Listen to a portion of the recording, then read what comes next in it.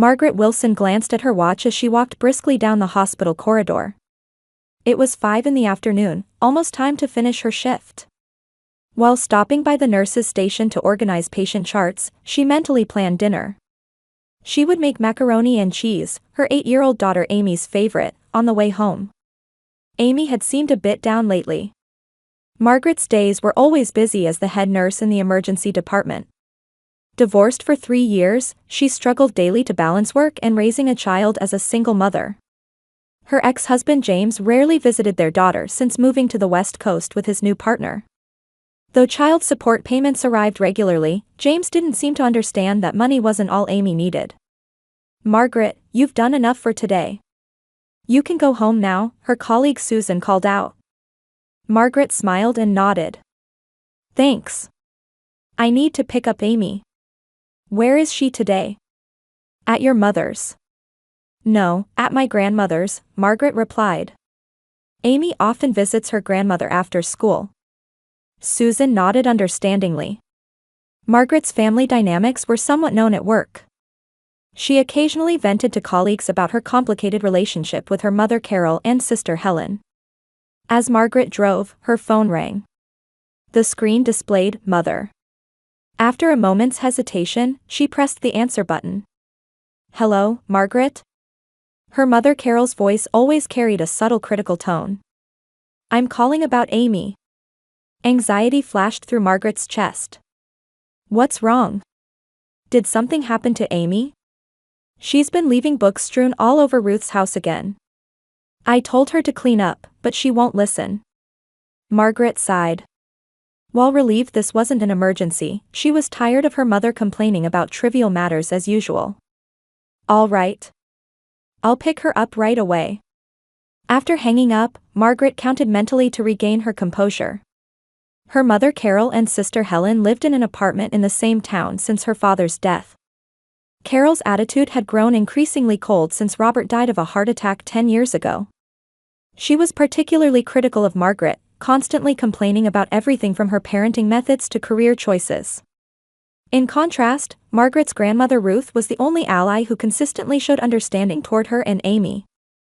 Intellectually curious, kind, and wise, Ruth was Margaret's most reliable support whenever she faced life's difficulties. As she drove toward her grandmother's quiet residential neighborhood, Margaret confronted her complicated feelings. Ruth had considerable assets and her will primarily designated Margaret and Amy as beneficiaries.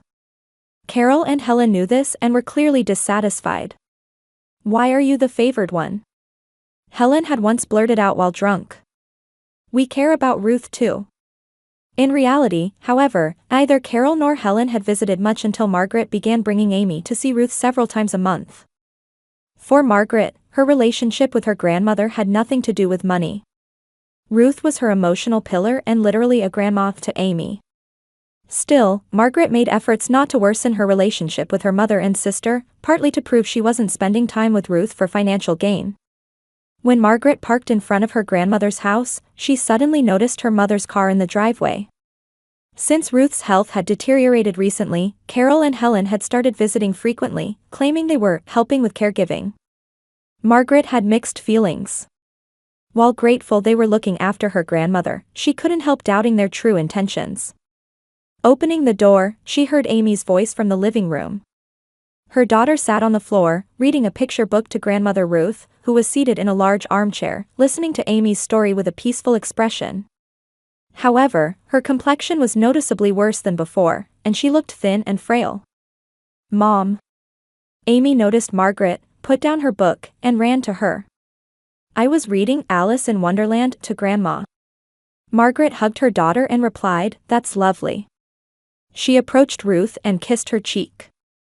"How are you feeling, Grandma?" Ruth smiled weakly. "I'm glad you came, Margaret." Carol and Helen emerged from the kitchen. "Well, you finally arrived," Carol's voice was laced with sarcasm. "We've been taking care of Ruth all this time. You're always too busy." Margaret didn't argue, just smiled. "Thank you for helping. I'm sorry I couldn't come earlier because of work." Helen, holding a coffee cup, said, "Amy was making such a racket today. You should discipline her better." Though Margaret felt angry inside at this comment, she didn't show it. "Mom, I'm hungry," Amy complained. "Yes, let's go home," Margaret said. "Grandma, we'll come back this weekend." Ruth nodded. "I'll be waiting for both of you." As Amy put on her shoes in the entryway, Margaret approached Carol in the kitchen.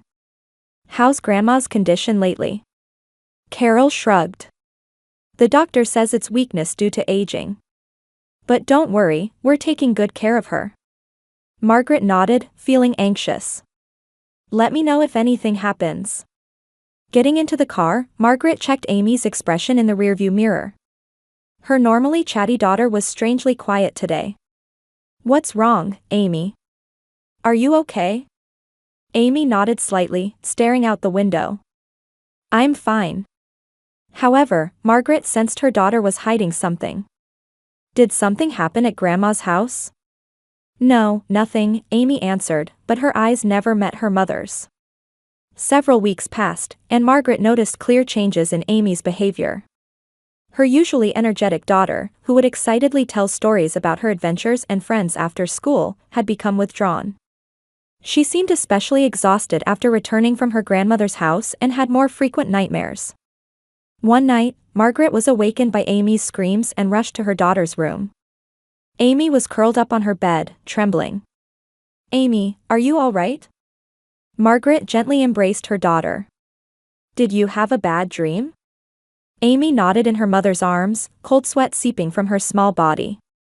"What was the dream about? Can you tell me?" After a long silence, Amy finally said in a small voice, "Grandma looked like she was suffering." While wiping the sweat from Amy's forehead, Margaret gently prompted, "And?" "Mom, Grandma's been acting strange lately," Amy said with a face that looked ready to cry. "She's always sleepy and doesn't listen to me anymore." "I see." Margaret stroked her daughter's head thoughtfully. Could Ruth be showing early symptoms of dementia? Or was she simply feeling unwell? "Should we visit Grandma tomorrow?" Margaret suggested. Amy didn't answer immediately, looking up at her mother anxiously.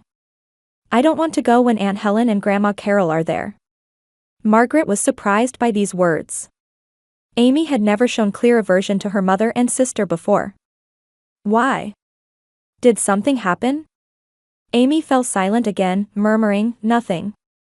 The next day, during her lunch break at the hospital, Margaret was eating in the cafeteria with her colleague Janet, who was also a longtime friend of Carol's. "Oh, Margaret. I saw your mother and Helen last week," Janet said casually. "They seem to be consulting a lawyer about managing Ruth's assets." Margaret couldn't hide her surprise. Managing her assets? Is Grandma too ill to manage them herself? Janet smiled awkwardly. "I'm sorry, you didn't know." Since Carol mentioned Ruth's condition was deteriorating, I assumed. Throughout her afternoon shift, Margaret felt uneasy about her mother and sister's actions. After work, she stopped by the bank to check the history of the joint account she shared with Ruth. Ruth had added Margaret as a joint account holder years ago in case of emergencies. Looking at the transaction history, Margaret gasped. Several large sums had been withdrawn over the past month, totaling about $30,000. This clearly deviated from the normal pattern. That evening, Margaret called her mother. "Mom, large amounts have been withdrawn from Ruth's account. What was it used for?" After a moment of silence, Carol calmly replied, "For Ruth's care expenses. We hired an in-home caregiver. And medications are expensive too." "What in-home caregiver?" "I've never met them. They just don't come during the hours when you visit," Carol said with undisguised irritation. "Since we're taking care of Ruth, you can leave the details to us." Unsatisfied, Margaret hung up and promptly made an appointment with attorney Cheryl Cohen for the following day. Cheryl was also the lawyer who had prepared Ruth's will. "I'm concerned about Ruth's recent condition," Cheryl said with a serious expression after hearing Margaret's explanation. "I recommend getting a cognitive assessment. If there are issues with her judgment capacity, we might need to consider legal measures for asset management." "My mother and Helen seem to be already taking action," Margaret said, not hiding her anxiety. "That's concerning," Cheryl frowned. "I'll contact Ruth myself." I need to meet her in person to assess the situation. That evening, Margaret picked up Amy from school. Shall we go to Grandma's house today? She suggested, but Amy looked anxious. Grandma might not recognize me even if I go. What do you mean? Margaret felt alarmed by her daughter's words. Grandma's been sleeping a lot lately, Amy said, kicking the ground with her toe. Grandma Carol and Aunt Helen give her medicine. After she takes it, Grandma falls asleep right away. Margaret's heart raced. Did you see what kind of medicine it was? Amy shook her head. Small white pills. But they won't show me. Margaret took a deep breath to regain her composure. Amy, has anything else changed at Grandma's house recently? Amy thought quietly, then answered in a small voice, strangers come. Men in suits. They were getting signatures on papers. This information heightened Margaret's anxiety to its peak. Was someone having Ruth sign documents? While she was under medication and not fully conscious. Amy, let's go see Grandma today. But this will be our little secret, Margaret resolved. If Mom or Aunt Helen are there, act normal. Don't say anything. Amy nodded with a serious expression. On the way to Ruth's house, Margaret's phone rang. The screen showed Cheryl Cohen. Margaret, I can't reach Ruth. Cheryl's voice was clearly worried. She always answers the phone, but... I'm on my way to Grandma's house now, Margaret replied. I'll let you know if I find anything. When they arrived at Ruth's house, her mother's car wasn't there. Sighing with relief, Margaret pressed the intercom. No answer. Taking out her key, she opened the door to find the house completely silent. Grandma? Amy called out in a small voice. They entered the living room. Ruth was sitting in her usual armchair, but her appearance froze Margaret's heart. The elderly woman was staring out the window with vacant eyes, looking even thinner and smaller than before. Grandma? Margaret rushed over and took Ruth's hand. It's me, Margaret. Ruth slowly turned her face, showing momentary confusion before faintly smiling. Garrett. Her voice was weak, as if coming from far away. From her nursing experience, Margaret intuitively understood this wasn't simply aging or fatigue. Ruth was under the influence of some medication. Grandma, what happened? When Margaret asked, Ruth blinked in confusion. I don't know. Ruth slowly formed her words. Carol gives me medicine for the pain, she says. Margaret gently touched Ruth's cheek. Are you in pain? Where? Ruth shook her head. Not in pain, but sleepy, always sleepy. Just then, they heard the front door opening. Carol and Helen had returned. Margaret quickly kissed Ruth's forehead and whispered, I'll come back later. Nurse Wilson, phone call for you. Head nurse Alex's voice brought Margaret's thoughts back to reality. They say it's urgent. Margaret rushed to the nurse's station. Taking the receiver, she heard her mother Carol's calm voice. Margaret, come to Ruth's house immediately. Amy has collapsed. She's unconscious. With her heart pounding and hands shaking, Margaret dashed out of the hospital. My 8-year-old daughter collapsed, and my mother called to tell me to come to my grandmother's house right away. Her mind focused solely on this fact, everything else became a blur. Pulling up in front of her grandmother's house, Margaret jumped out before even turning off the engine and ran to the entrance. Her hand trembled as she inserted the key. After several failed attempts, the door finally opened. An unusual silence dominated the entire house as she entered. Amy. Margaret called out. Amy, where are you? Over here, in the living room, her mother Carol's voice replied. There was a calmness in her voice that seemed oddly disconnected from the emergency of having an unconscious child. Margaret rushed into the living room. The scene she witnessed there would be etched in her memory forever. Her mother Carol and sister Helen sat on the sofa, chatting while drinking tea. Their casual, everyday demeanor was completely at odds with this emergency. And on a small daybed next to the sofa lay Amy, eyes closed, face pale, looking as if she were sleeping. Amy. Margaret ran to her daughter. She didn't miss the glance exchanged between Carol and Helen. There was anxiety in their expressions, and the look of people hiding something. What happened? What's going on? Margaret demanded, taking Amy's hand. My, you're being dramatic, Carol said. She's just tired and sleeping. That's right, Helen agreed. It's nothing unusual. Margaret checked Amy's pulse and breathing. Her pulse was weak, her breathing shallow. My mother and sister laughed and said, "See, she's weak in body and mind, just as we thought." Margaret placed her hand on her daughter's forehead as she heard their words. There was no fever. But this was clearly not a normal sleep state. This isn't normal, Margaret raised her voice. What happened? Why did Amy collapse? Carol and Helen exchanged troubled looks. There was a hint of panic in their expressions. They exchanged glances and seemed to communicate something with their eyes before Carol spoke. Oh, it's nothing unusual. Being your child, of course she's weak in body and mind. Margaret felt intense anger at these words. After the divorce, her mother had often criticized Amy's sensitive nature and Margaret's parenting methods. But now wasn't the time for such arguments. When I asked why she collapsed, my mother just laughed lightly and said, "She just fell asleep before we knew it." What do you mean? Margaret narrowed her eyes at her mother. You said on the phone, Amy has collapsed.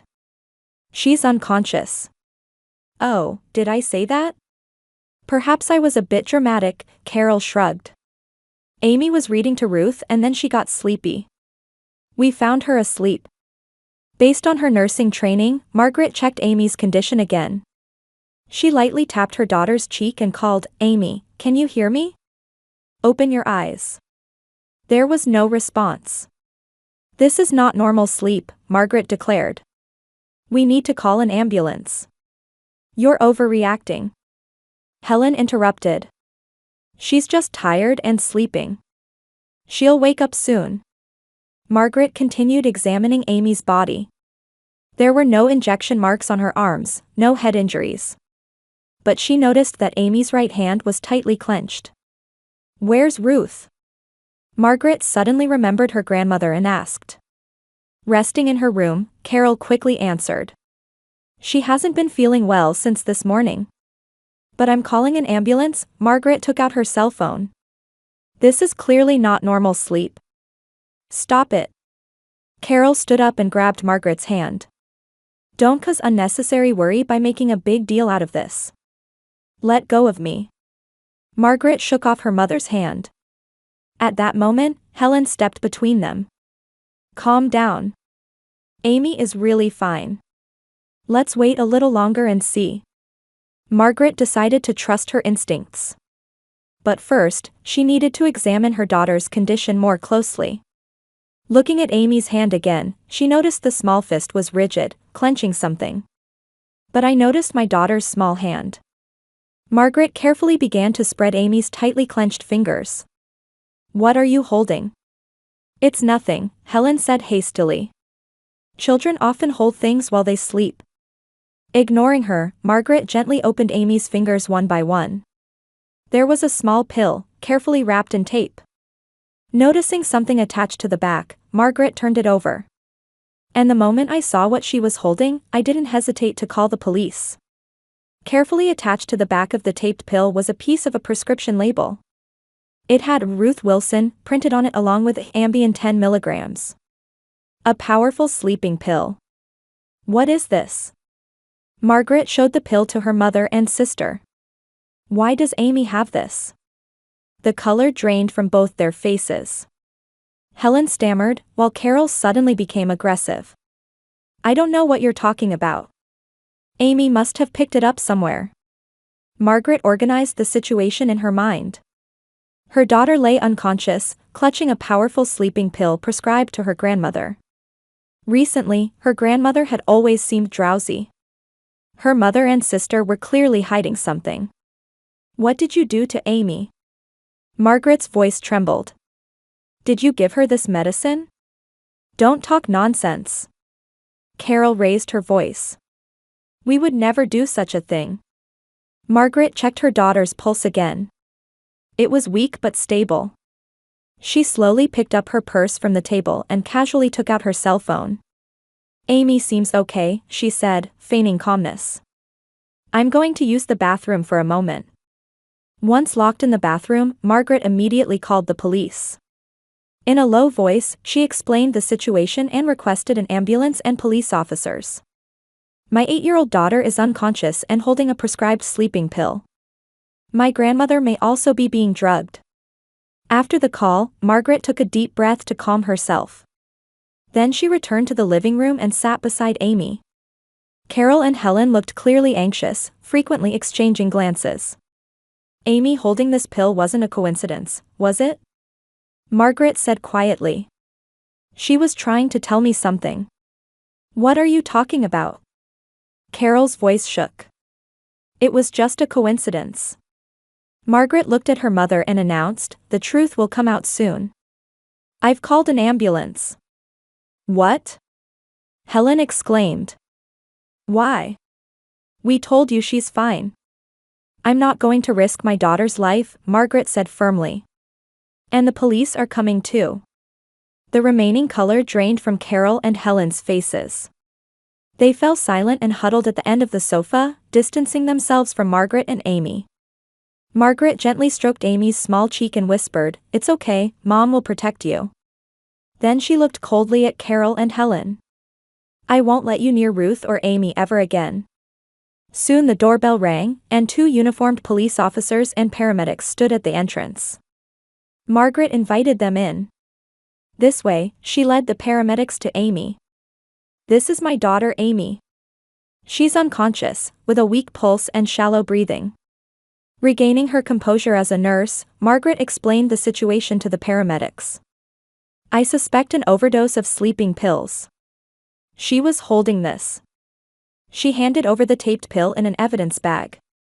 One of the officers, Officer Johnson, approached her mother and sister. I have some questions for both of you.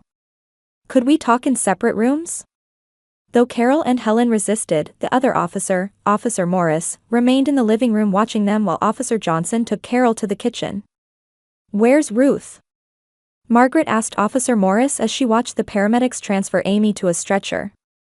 Your grandmother? I'll check. Officer Morris went upstairs and began checking each room on the second floor. A few minutes later, a voice called from upstairs, we need paramedics. There's another patient here. Though anxious, Margaret decided to accompany Amy first. I'm going to the hospital with my daughter. Please take care of my grandmother. Before boarding the ambulance, Margaret approached Officer Johnson and whispered, they were after my grandmother's assets. My mother and sister were drugging her into a stupor and having her sign documents. Amy probably saw something. Officer Johnson nodded with a stern expression. We'll investigate. I'll speak with you again at the hospital. In the ambulance, Margaret held Amy's small hand tightly. With her heart racing, she gazed at her daughter's face almost prayerfully. It's okay, Amy. Mom's here with you. Upon arrival at the hospital, Amy was immediately taken to a treatment room. Preparations for gastric lavage began, and blood was drawn for testing. Margaret found herself surrounded by colleagues, speechless at the gravity of the situation. Sleeping pill overdose, Dr. Linden, the attending physician, said while looking at the blood test results. It's a significant amount, but fortunately it was discovered early. If it had been a little later, she might have experienced respiratory depression. Margaret placed her hand on her chest and exhaled deeply. She'll be okay? Yes, absolutely, Dr. Linden smiled reassuringly. She should regain consciousness in a few hours. She'll likely be discharged tomorrow. Time passed, and night fell. Margaret continued her vigil at Amy's bedside. Around 11 p.m., Amy finally opened her eyes. Mom. Amy called in a small voice. Amy. Margaret stood up and gently embraced her daughter. Are you okay? Does anything hurt? Amy looked around, somewhat confused. Is this the hospital? Yes, Margaret answered, gently stroking her daughter's hair. You slept a little too much. Amy's expression froze, and fear appeared on her face. Grandma Carol and Aunt Helen. It's okay, now, Margaret assured her. They can't come near you anymore. The police will protect you. These words seemed to reassure Amy somewhat, though her anxious expression didn't completely disappear. Margaret gently asked, Amy, what happened? Can you tell me? Amy bit her trembling lip and slowly began to speak. Grandma was acting strange. Always sleepy. Since when? Margaret gently prompted. A few weeks ago. Amy was trying hard to remember. Grandma Carol and Aunt Helen said they were giving medicine so Grandma wouldn't suffer. White pills. After taking them, Grandma would fall asleep right away. Controlling her anger, Margaret calmly continued asking, what happened today? Tears began to well in Amy's eyes. When I got back from school, Grandma was sleeping in bed. But something was wrong. I said, Grandma, are you okay? But she didn't answer. She took a deep breath and continued, Grandma Carol and Aunt Helen said, Grandma is just tired, but I thought something was strange. So? Amy showed a slightly embarrassed expression. I took one pill from Grandma's table. As evidence. Because. You're a smart girl, Margaret looked proudly at her daughter. And then. Grandma Carol and Aunt Helen came into the room and tried to give me the same medicine, saying it was a pill to make me feel better. I said, I don't want it, but. Amy's voice trembled. Aunt Helen held me down, and Grandma Carol forced me to take it. Anger nearly exploded inside Margaret, but she maintained her composure in front of her daughter. Thank you for telling me, Amy. You were very brave. Amy hesitantly asked, is Grandma okay? The question startled Margaret. She immediately called a nurse and inquired about Ruth's condition. A few minutes later, she received a report that Ruth had also been transported to the same hospital and was receiving treatment in the intensive care unit. Grandma is fine too, Margaret reassured Amy. She's getting good treatment. There was a knock at the door, and Officer Johnson entered. After winking at Margaret, he smiled kindly at Amy. Hello, Amy. How are you feeling? Amy nodded, looking a bit nervous. I'm okay. Could you tell me what happened? Officer Johnson asked in a gentle voice. Don't be afraid. We're trying to protect you and your grandmother from bad people. Amy looked at Margaret, and after seeing her nod, began to recount her experience again, this time in more detail, telling everything she had seen and heard at her grandmother's house. Men in suits came several times, Amy said. They were getting signatures on papers. When Grandma asked, what's this, they said, just hospital documents. Officer Johnson recorded everything and finally praised Amy for her courage. After he left, Dr. Linden came in and confirmed that Amy's condition was stable. She should be able to go home tomorrow morning, the doctor said. Get plenty of rest. Past midnight, after Amy had fallen asleep again, Margaret visited Ruth in the intensive care unit. The elderly woman looked frail, but she had regained consciousness and teared up upon seeing Margaret. I'm sorry. Ruth said in a weak voice. I was fooled by those girls. You have nothing to apologize for, Grandma, Margaret squeezed the elderly woman's hand. Everything will be okay, now. The next morning, as Margaret and Amy were completing the hospital discharge procedures, Officer Johnson appeared again. His expression was stern. The investigation results are in, the officer said quietly. Carol and Helen were misusing Ruth's assets. We found records of bank account misuse, forged real estate documents, and fraudulent use of multiple checks. Although shocked, Margaret had somehow sensed this. And what about them? They've been arrested, the officer answered. They'll likely be charged with fraud and assault on a minor. Additionally, when we searched the house with a warrant, we found notes practicing Ruth's signature, a large quantity of sleeping pills, and drafts of property transfer documents. Officer Johnson looked at Amy and smiled kindly. Amy, you were truly brave. Thanks to you keeping that pill as evidence, both you and your grandmother were saved. Amy smiled, looking a bit embarrassed. What should we do now? Margaret asked. A probation officer will be assigned until Ruth is discharged, the officer explained. After that, it's likely you'll be appointed as a temporary asset manager by the court. Margaret exhaled deeply. The long battle was just beginning, but at least the worst had been avoided. Holding Amy's small hand, she renewed her determination. "Thank you, Amy," she whispered to her daughter. "You're the real hero." As the seasons changed from winter to spring, small flowers began blooming in Margaret's garden. 3 months had passed since Ruth's discharge, and she had begun a new life living with Margaret and Amy. Carol and Helen's trial had ended just last month. Both were found guilty of fraud and harming a minor. Carol received a 5-year sentence, and Helen 3 years. Throughout the trial, Carol had insisted that everything was for Ruth's sake. That she had only transferred the savings to cover the elderly woman's medical expenses. But the evidence was overwhelming.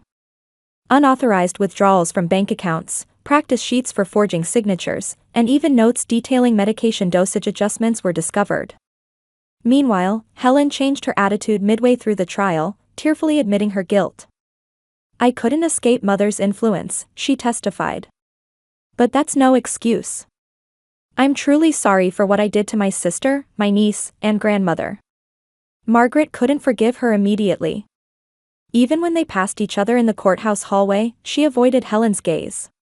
However, somewhere in her heart, she sometimes considered that perhaps her sister too had been a victim unable to escape their mother's control. In the living room, Amy was having Ruth check her math homework. The former lethargy gone, Ruth had returned to being the intellectual and lively elderly woman she once was. Thanks to proper treatment and rehabilitation, her health had recovered surprisingly well. "Mom, look. I solved all the problems using the method Grandma taught me." Amy proudly held up her homework book. Margaret smiled. "That's wonderful." Ruth placed her hand on her granddaughter's shoulder and proudly said, "Amy is really smart. She might become a doctor someday." This is what a real family should be like, Margaret thought. A relationship where people respect, encourage, and support each other. There was a sound of mail being delivered to the mailbox. When Margaret picked it up, she saw it was postmarked from the prison. It was from Helen. She hesitated but eventually decided to open it. "Margaret.